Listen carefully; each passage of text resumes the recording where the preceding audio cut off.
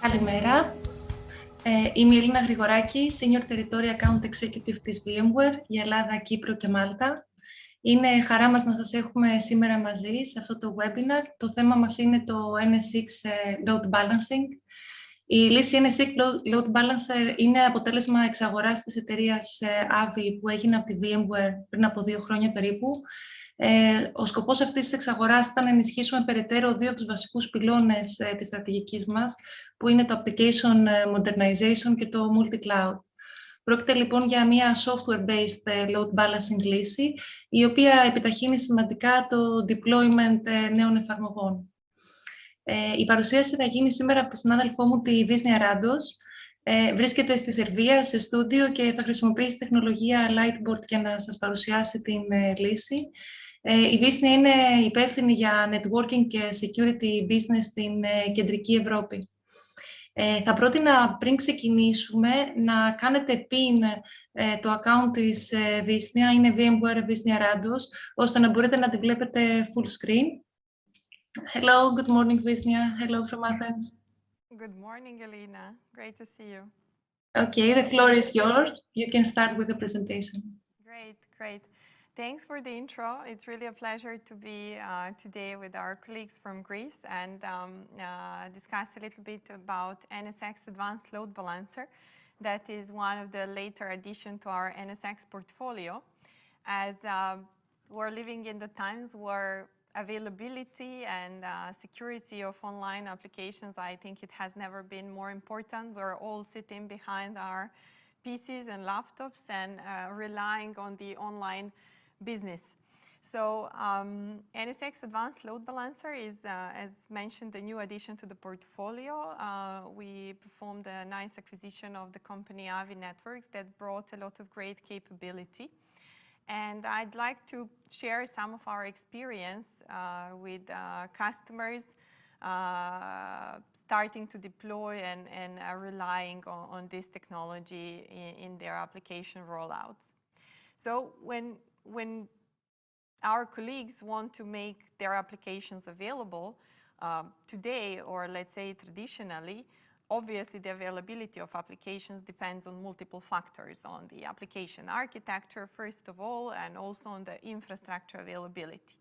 Important role in this whole availability concept that is much broader than we will manage to discuss today is the application delivery services and the load balancers and other application delivery services that we provide for our apps. So traditionally, our customers have been deploying application delivery services in the format of appliances. Let's say load balancers, WAF devices, GSLB devices. And when there is a need to make an application available, basically today we're thinking, okay, what is the throughput? How many TPSs? How is this going to be in 1 year, in 3 years, in 5 years, depending what is the cycle that those hardware appliances are going to support us for. So we need to basically scope the needs based on those details and then, perform the procurement and deploy those appliances into our data centers. If we have, let's say, an application that has some web front end, place a VIP somewhere here, decide if we want to put those devices in like active standby or active setup. Both of those are available, and this is pretty much what we're living today. And then typically it's the WAF functionality can be on the same boxes or not, the GSLB same or not. So we can end up with a few appliances like that. And the situation today, really without the SDN concept, is that each one of those appliances has the management and processing on the same box. So basically each one of those appliances is having its management plane and the data processing in the same format, in the same appliance. So let's imagine that basically we're under DDoS attack or there is a heavy load on the box. Basically, the processing is going to be exhausted, and most certainly we will not be able to access the management plane, for example. So not only this, basically there are a couple of challenges with this approach. So it's, we discussed some in terms of planning and pre-investing. So we basically need to pre-invest because the hardware appliances have their longevity in terms of years, how many years they will be depreciated. So we need to invest today for all of our needs that are going to come in the next period, or if we outgrow this, we need to add additional appliances and then have additional points to manage and to administer.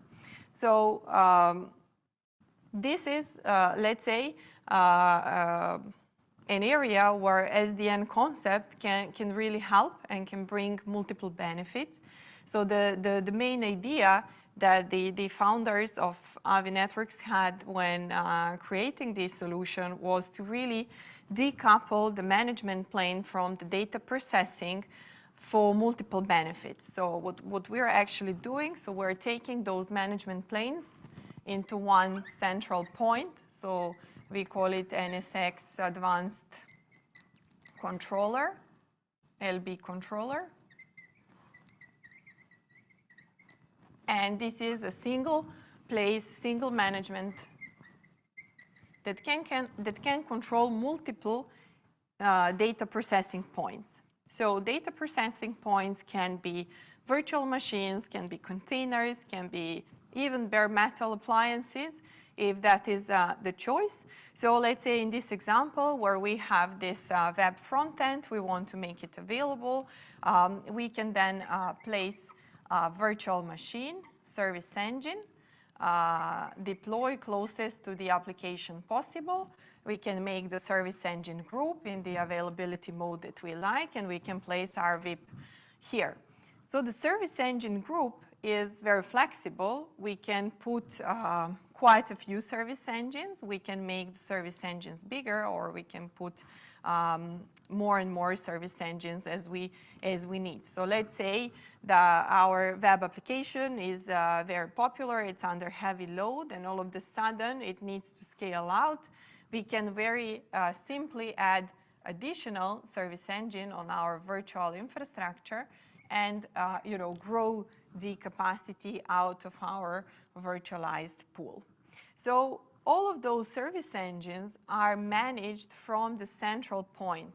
So our controller is going to manage all of those service engines, and we're going to see all of our service engines group in the same interface, and all of the functionalities that we will discuss that are present in NSX Advanced Load Balancer, not only load balancing, also a lot of security functionalities, GSLB, and other functionalities. Everything is available through this centralized single management plane. So one of the big benefits is centralized management, regardless of the size and of the nature of the environment, because the environment can be very distributed.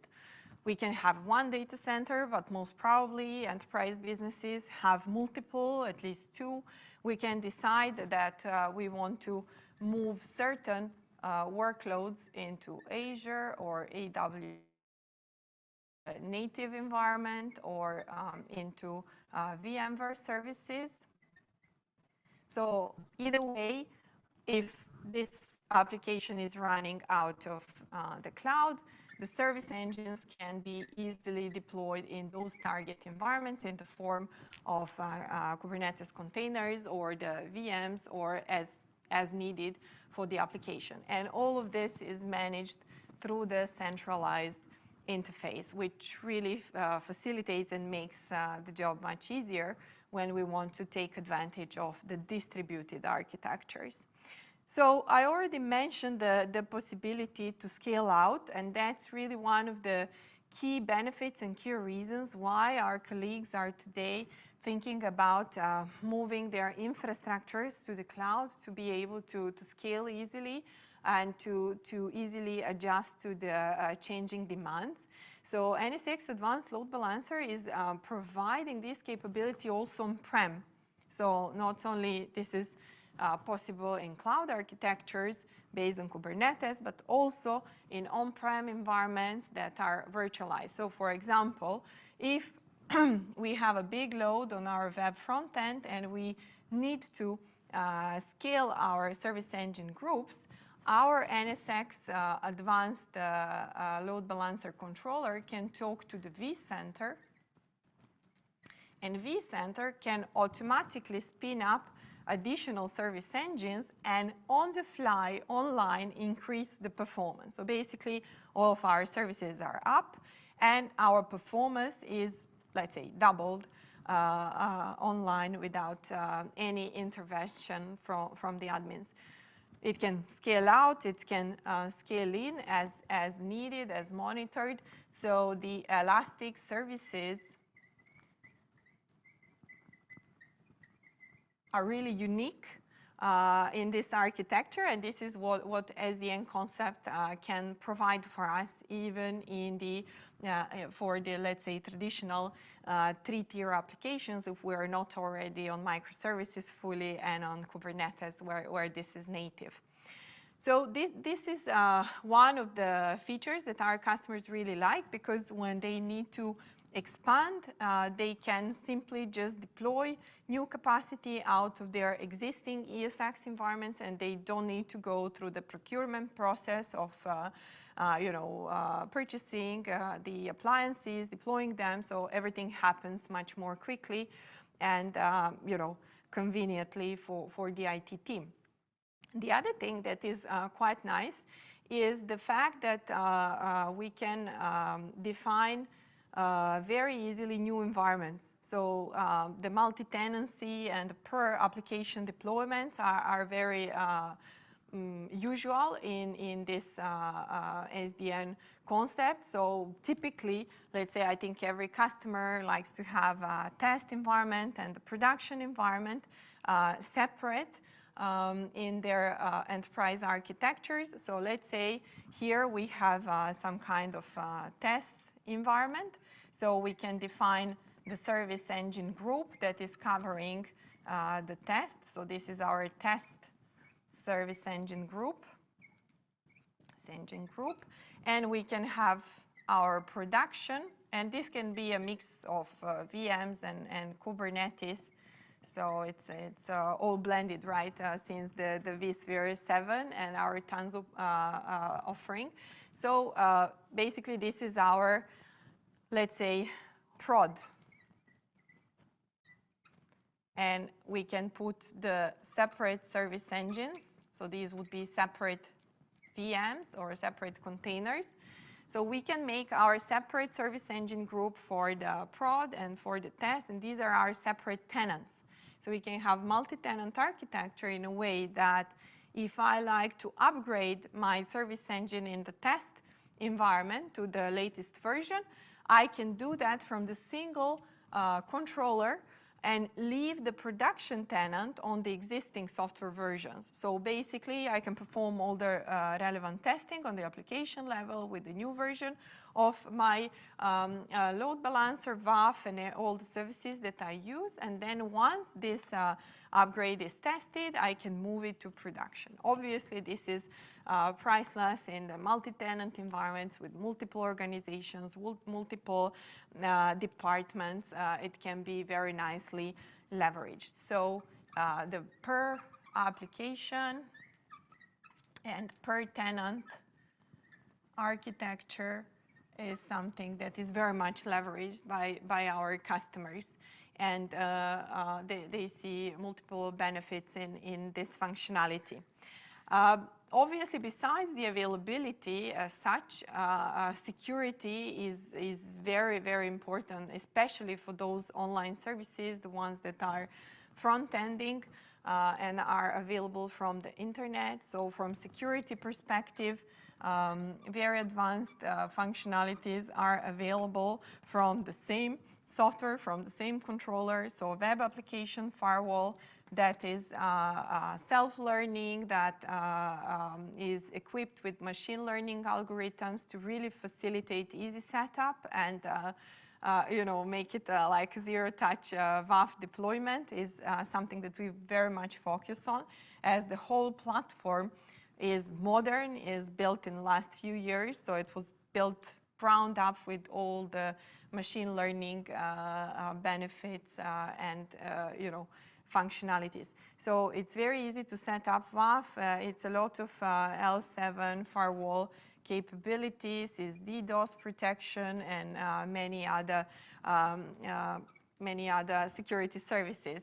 So it's nice because it's not licensed separately. It's part of the same interface of the same software, so you can just, it's with the VMware logic, right? When you create your service, you create it with security policy, and this security policy is born with this security, service is born with the security policy, it lives with the security policy, the policy dies with it. So that's, let's say, self-managed security policy that is also enforced in this environment. I already mentioned that the whole platform is really empowered with a lot of analytics. It's leveraged a lot of machine learning. So this has the biggest benefit in the day-to-day operations. And this is something that we really hear a lot of great feedback on.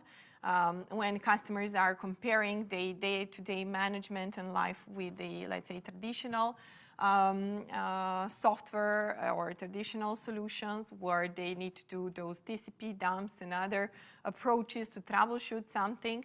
With our platform, there is a lot of good embedded analytics that they can just leverage. So let's assume we're coming to work and we have a complaint, obviously, that somebody is accessing or not able to access some application or very slowly accessing. So let's assume some user is accessing our web front end of the application.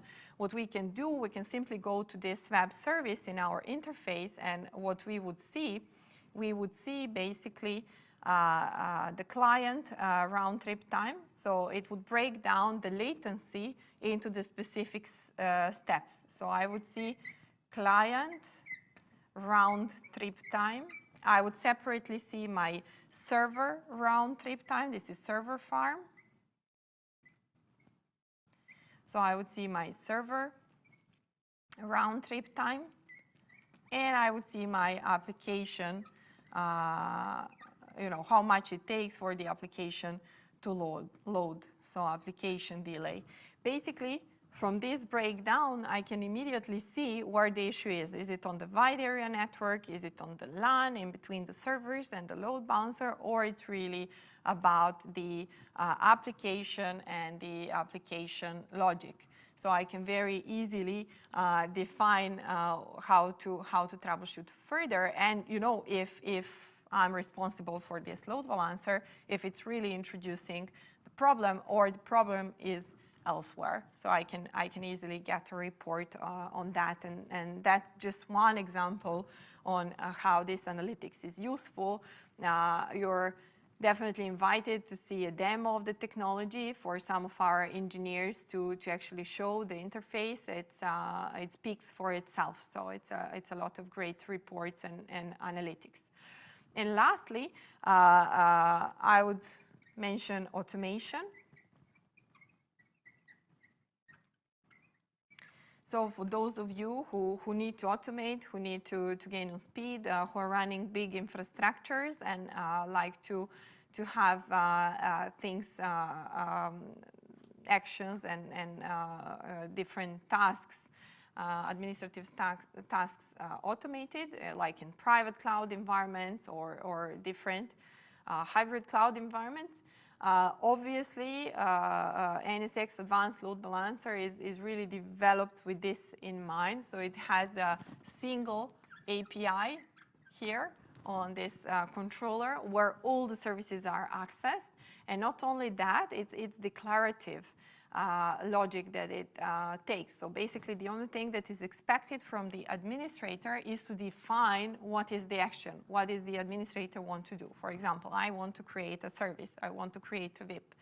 And then, once we give like the high availability and other inputs, network, IPs, and so on, it's going to perform all the actions. It's going to do the DNS. It's going to put on the right network segment to provide the IP. So a lot of those tasks that are typically manual, they're anyhow performed by this controller, and they are so easy to take by some northbound orchestrator and to really create the end-to-end kind of automated, orchestrated environment.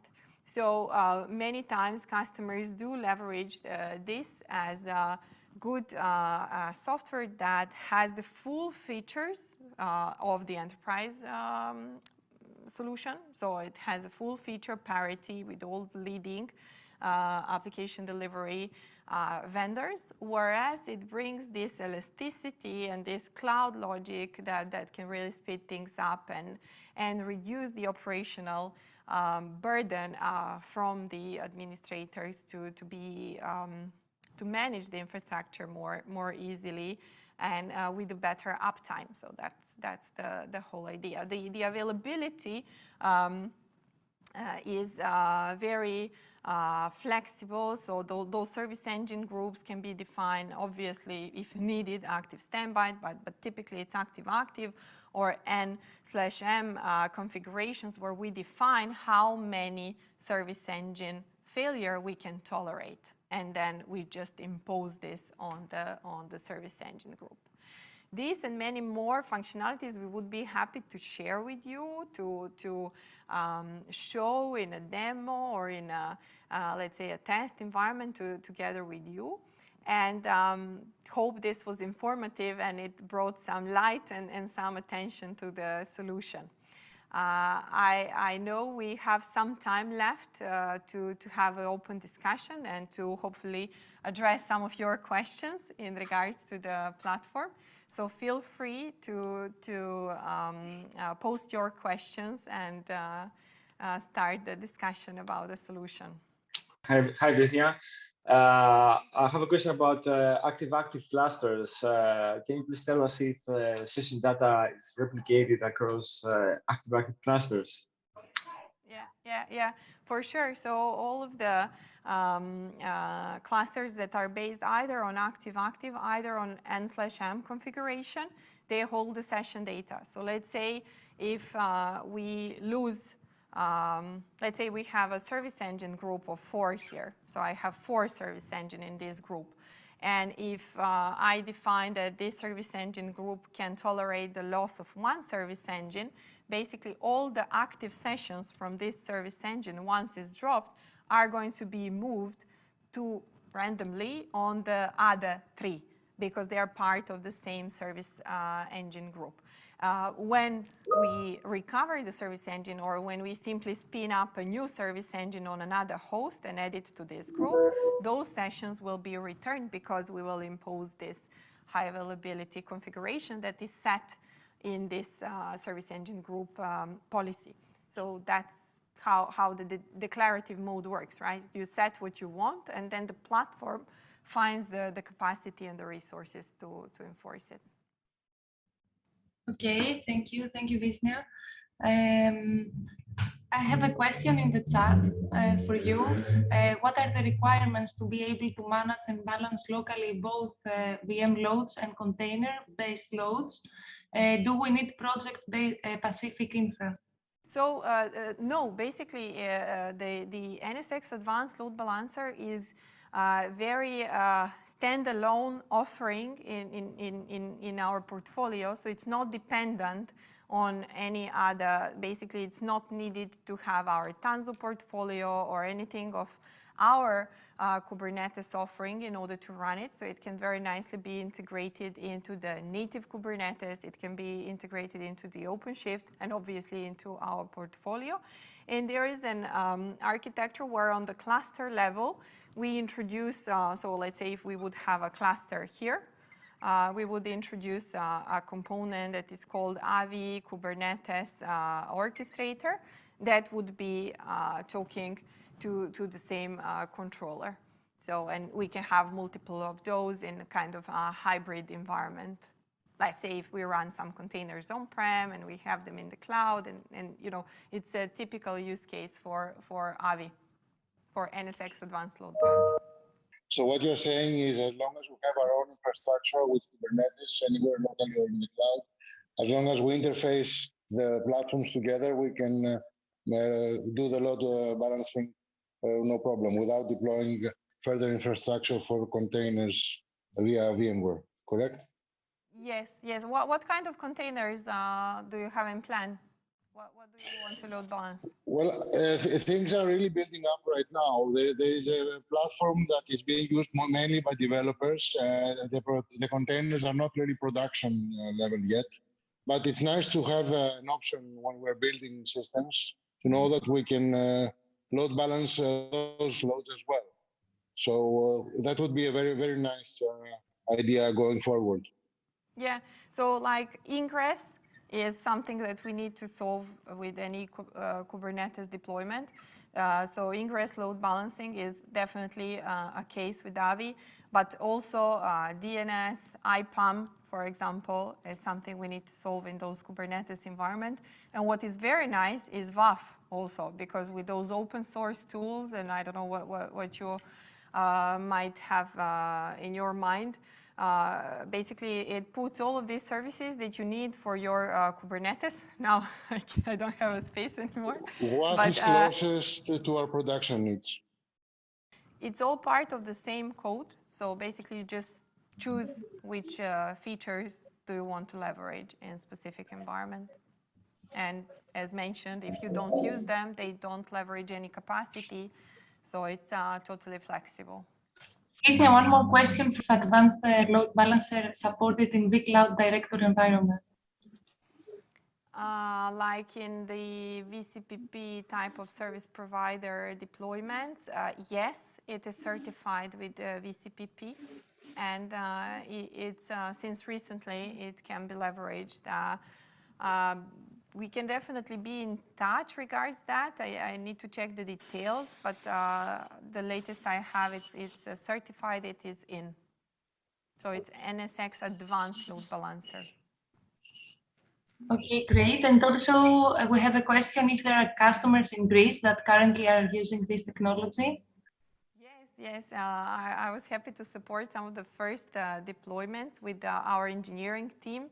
The technology was not available pretty much in Greece before the VMware acquisition. So very happy that we have a few customers, some in finance vertical, that are returning customers. Let's say recently we had a returning, let's say a new demand on AVI, which hopefully means the solution is good. So they're expanding the use cases. There are a couple of other retail customers. So it's really starting to get attention. And I'm sure that once people will start to talk and perhaps share their experiences, is going to be more broadly available. Okay, great. So some of the use cases that we see very relevant is, let's say, when customers are deploying Horizon with us. So NSX Advanced Load Balancer is typically part of those plans and architectures and orders, as it's like a single vendor supported, and we have a lot of validated designs. Similar is for our customers deciding for vCloud Foundation deployments when they want to base private cloud on our technology. So that's also the experience we had in Greece. So those are a couple of use cases that we see returning, but they're really quite a few. So it can just be deployment of the new application when the team just wants to do the load balancing very quickly and efficiently. Okay, great. Another question. You mentioned scale out. What is practical limitation in performance for this load balancer architecture? Yeah, I like this question because sometimes when we mention software-defined technologies, and myself, I'm also coming with a hardware background for more than a decade, and I know about the feeling that when we don't have a dedicated hardware, the performance might be an issue. So that's where really the SDN architectures are bringing their value. So basically, each of our service engines has a projected performance. So we have detailed testing results on how much a service engine can sustain. But what is nice, I can put a lot of those service engines. So I can put tens of service engines behind a single controller. Obviously, every practical architecture has its limitations. So we're testing, let's say, a single management cluster up to a million SSL TPS performance, or hundreds of gigs of the traffic that we can sustain in a single management domain. And then obviously we can always create just an additional management domain, like we would just add additional management plane in today's design, but the architecture is quite scalable. So this is the number that we publish from the testings that we managed to achieve in the single management domain. Okay, great, Visnia. Thank you very much. So if we don't have any other questions, we can complete. Thank you for participating. Thank you, Visnia. Thank you for the great questions. Thank you very much. Have a nice day. Καλημέρα σε όλους.